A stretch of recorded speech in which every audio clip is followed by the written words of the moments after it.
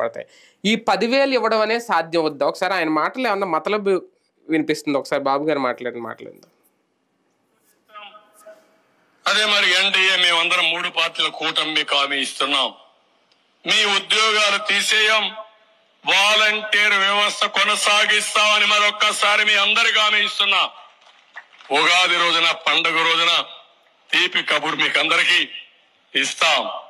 5,000 కాదు, మీకు రాబోయే రోజుల్లో 10,000 రూపాయలు పారితోషికం ఇచ్చే బాధ్యత మాది.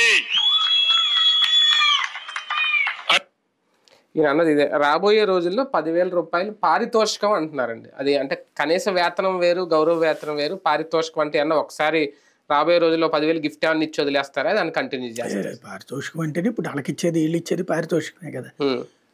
వాళ్ళకి ఇచ్చే 10,000 రూపాయలు, 5,000 అది 10,000 ఇస్తామంటారు.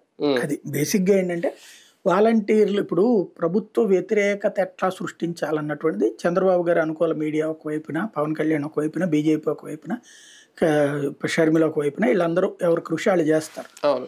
ఆ వ్యతిరేకత ఎంత సృష్టించినా కూడా ఈ భయం ఉంది వాలంటీరు.